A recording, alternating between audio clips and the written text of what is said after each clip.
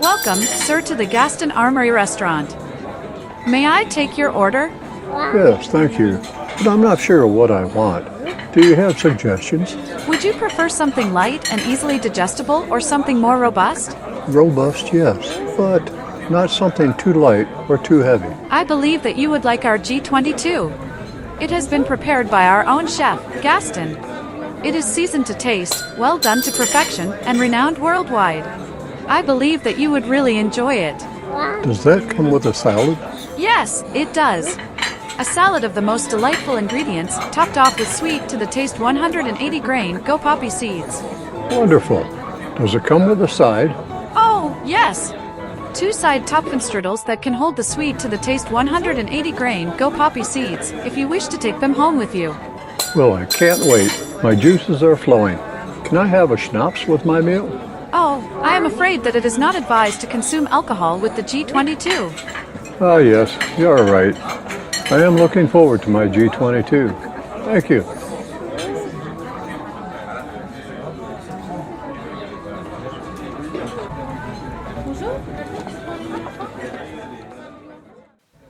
Hey there. It's nice to see you. It's a bit noisy in this restaurant, so let me get to some place where I can talk to you.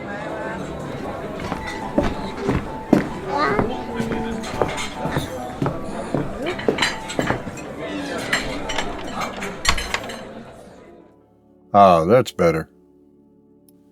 In case you didn't catch it, I am in the Gaston Armory Restaurant, and this review is about the Glock G22, a robust pistol that is chambered in .40 Smith and Wesson, or as I prefer to call it, the 10mm short. Yep, this is just another polymer pistol review. However, it is one on maybe a not-so-popular pistol anymore, since the 9mm seems to be the more favored cartridge. The Glock G22 is classified by Glock as a police service pistol. Also, and according to Glock, the G22 is by far the most popular police service pistol in the United States. I think that might be fudging just a bit, and must be old advertising. Some folks claim that the .40 Smith and Wesson caliber is now ancient history.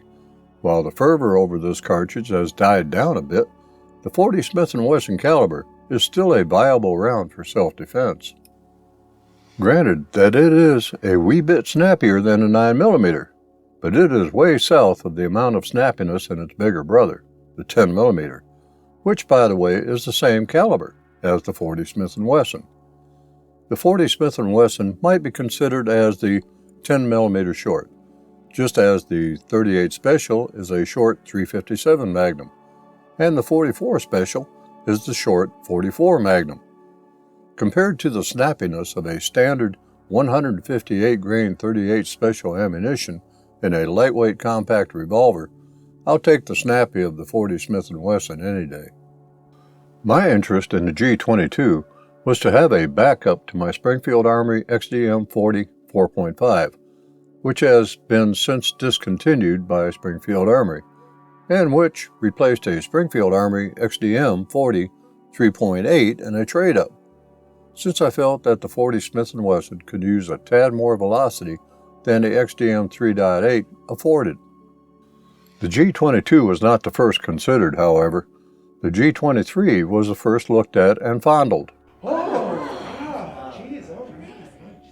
The G23, with a 4.02-inch barrel, suited me well, but my hand called out for a bit more surface in the grip department, and the G22 provides the grip length that better suits my hand.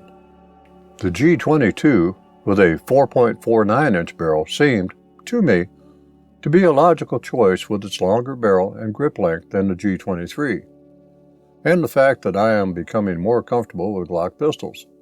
But that choice did not come easy, as I had qualms over the G22. When the Gen 5 version of the G22 was introduced, with upgrades from previous versions, I was hoping to calm the qualms. A Gen 5 G22 standard was purchased, and now I'll let you know whether that purchase was wise or not.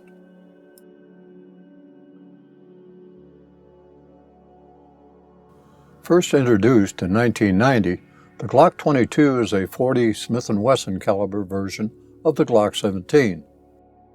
In 2020, the Glock 22 made the leap to Gen 5, Glock's latest handgun platform.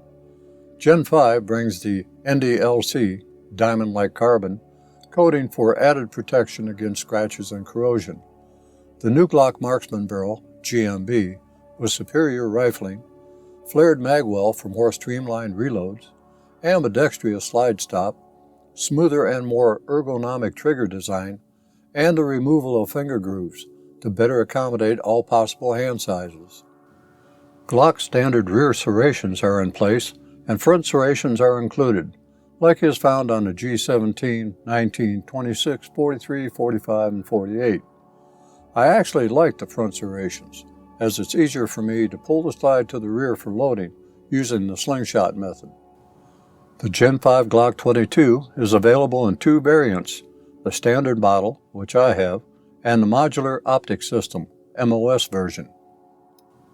The Gen 5 iteration of the Glock G22, according to Glock, has little interchangeability with prior models. Earlier generation magazines will work in the Gen 5 G22 as long as the magazine release remains on the left side. The Gen 5 G22 still incorporates the Glock Safe Action trigger, but it seems to have a better feel, at least to me, than earlier generations. The sights are standard Glock polymer fixed dot in front and a notched rear sight that is drift adjustable for windage. Glock also offers Glock Bold sights by Ameriglow, but according to the Glock website, these are not available for the Gen 5 G22. However, there are other alternatives that can be found. The Gen 5 G22 comes with two beaver tail backstraps, a punch for removing and installing the backstrap, and a longer backstrap pin. The Glock modular backstrap system enables the pistol to adapt to an individual shooter's hand size. Installing and removing the backstraps is a simple procedure, and adding or removing a backstrap does not change the grip angle of the pistol. With no grip adapter installed, the frame would be considered as a SF, short frame, as compared to a standard frame, which results in a trigger distance that is shorter than the distance of the standard size frame by approximately 0.08 inch. The medium backstrap adds approximately 0.08 inch, equaling the size of a standard frame, and the large backstrap increases trigger distance by a total of approximately 0.16 inches. My choice is the large backstrap with the beaver tail, because my trigger finger likes the increased distance. The G22 is a weighty beast, with the obvious weight being the slide. When the G22 is empty, most of the weight is forward.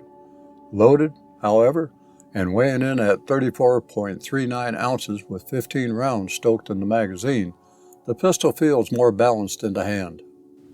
The attachment rail is the usual Glock single-point system for those who like under-rail attachments, like lights, lasers, and combinations thereof.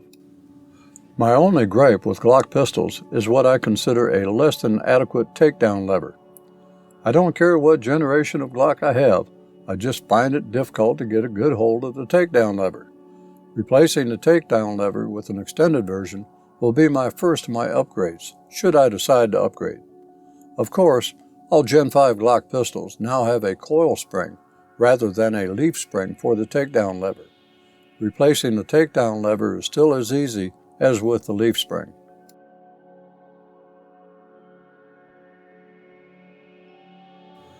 The Gen 5 G22 comes with three 15-round magazines with the now common orange followers. That provides a 15+1 initial load and 30 more on the side.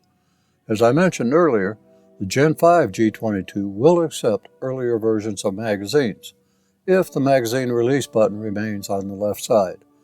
Gen 4 and earlier magazines will run just fine, and are a bit cheaper to boot.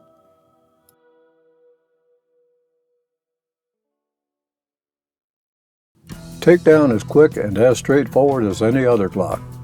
Remove the magazine, ensure that the pistol is unloaded and safe,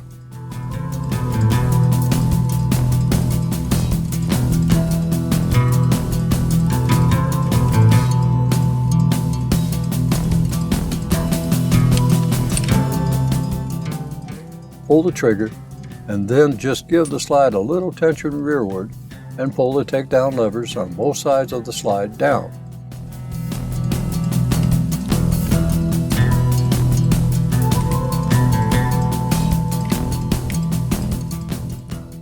Release and pull the slide forward to slip it off the frame.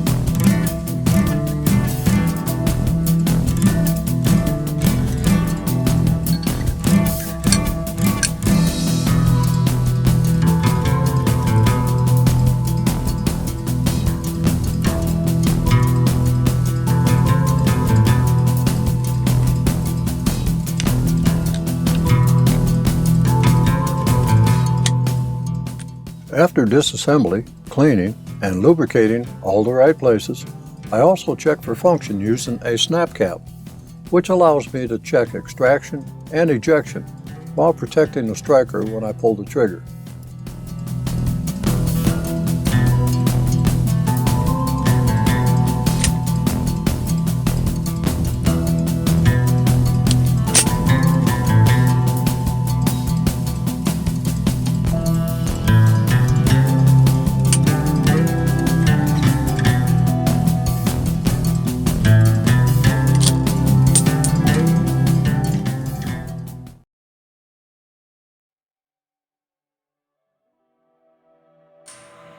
The G22 at the range makes for a pleasant shooting day.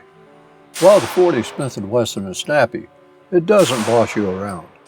The size and weight of the G22, along with the polymer base of the pistol and the grip angle, keeps felt recoil to a minimum, even when firing defensive ammunition, like the Sig Sauer V-Crown 180 grain JHP, somewhere in the vicinity of 985 feet per second, or Federal Premium 180 grain Hydroshock JHP at 1,000 feet per second.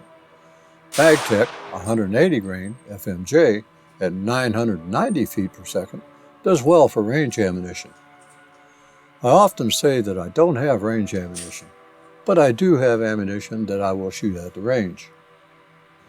The G22, as usual for Glock pistols, ran without malfunctions. The initial trigger pull is, and once the slack is pulled through, very smooth. The shot broke clean with a taut felt recoil and a less than expected muzzle flip. Now, a quick mention about my qualm with the G22. But it is just not with the G22. It's any Glock that fires a high pressure cartridge, like the .40 Smith and Wesson, 10mm, or 357 SIG. All of which have pressures up to and including 40,000 psi, according to SAMI. The Gen 5 G22 has a tad more cartridge base support than did earlier generations. Most of what I have read and viewed regarding KBs, kabooms, had to do with hand-loaded ammunition, using pour brass or hot hand-loaded cartridges. It is a fallacy that Glocks do not have supported chambers. But with that said, I have seen bulges in fired cases of 9mm ammunition at the bases due to lack of support at the 6 o'clock position with Glock barrels. In most of these Glock fails, many would speculate reloaded ammunition delivered the damage to man and machine. Moral of the story, never shoot others' reloads and be very careful with your own. The life and firearm you save may be your own. For myself, I only shoot factory ammunition, and I have had only one experience with bad factory ammunition. That cost me a single-action revolver chambered in .44 Magnum and dental work, and I will never stoke magazines with hand-loaded ammunition for defensive purposes.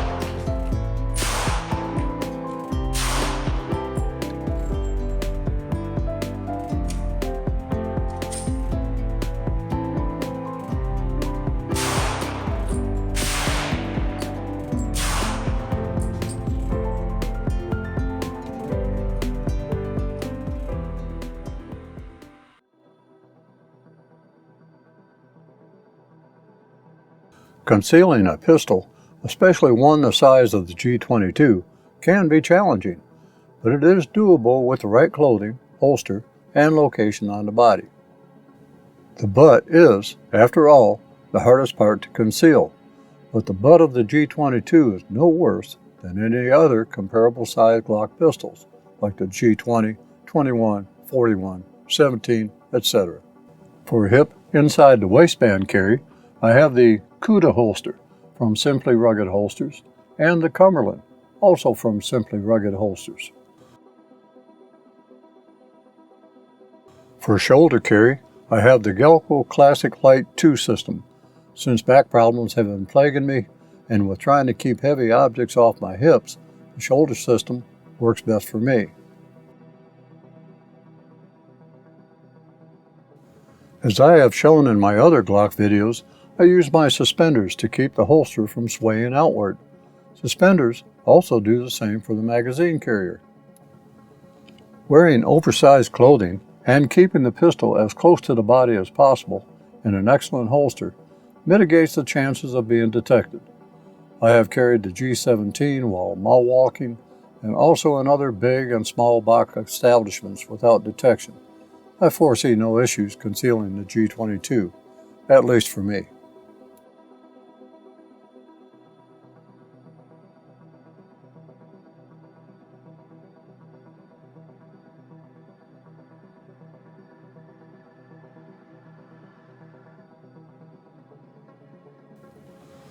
Since the G22 is a backup to my Springfield Armory XDM40, I won't be changing sights soon, if at all. If I do decide to go with night sights, the XS sights look interesting. If you wish, place your favorite night sights for the Glock in the comments section.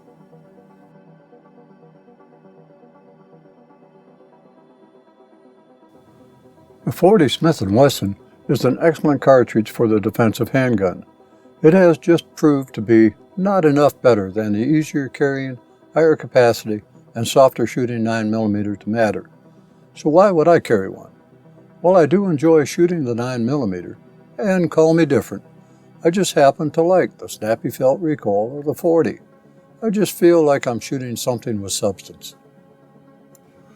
The 10mm auto was already on the scene when the 40 Smith and Wesson was introduced in 1990.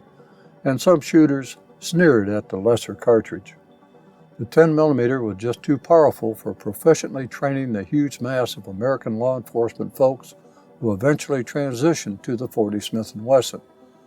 There actually was a gap in the semi-auto pistol calibers from 9mm up to 45 auto, and it has been well filled by the 40 Smith & Wesson. While I'm not going to get into caliber wars, I would be remiss if I did not mention something about the 9mm versus the 40 Smith & Wesson. The 9mm round can deliver anywhere from 355 to 455 foot-pounds of energy, depending on the weight of the bullet. This is certainly enough to be plenty lethal with sufficiently accurate shot placement, but it isn't as powerful as large caliber rounds. The 40 Smith & Wesson cartridge, on the other hand, can deliver significantly more energy to a target, from 460 to 588 foot-pounds on average. This clearly outperforms most 9mm rounds and translates into a wound cavity around 6% larger than a 9mm. On the surface, this theoretically means that the 40 Smith & Wesson has more stopping power than a 9mm. This stopping power conclusion is further supported by a 1992 Ohio police study, which found that the 9mm bullet required 2.45 rounds fired to incapacitate an assailant. The 40 Smith & Wesson, on the other hand, required only 2.36 rounds on average to achieve incapacitation. But will someone please tell me how decimals can be factored in? Don't get me started. The 40 Smith & Wesson transfers more energy to the target with nearly identical accuracy, drift, and drop as the 9mm, and on average requires fewer shots to stop a bad guy. The 40 Smith & Wesson has an edge when it comes to ballistics. While not separated by a world of difference, the 9mm and 40 Smith and Wesson round have their respective strengths and weaknesses, which make them advantageous for different scenarios. The 9mm offers lighter recoil, a higher capacity magazine, a lower cost per round, with reasonable lethality. A 40 Smith & Wesson gives you more power up front and more lethality, but at the cost of capacity, increased muzzle blast, a sharper report, and a sharper recoil impulse. With that said, if you're a Glock fan curious about this classic cartridge, or have a ton of 40 Smith & Wesson stashed away, or have a primary 40 Smith & Wesson caliber pistol, as I do, and are interested in adding a Glock to your lineup, the G22 is probably the best starting point. Thanks for sticking with me through all of this. I hope that you will return for my other and future gun and gear reviews. In the meantime, stay safe out there.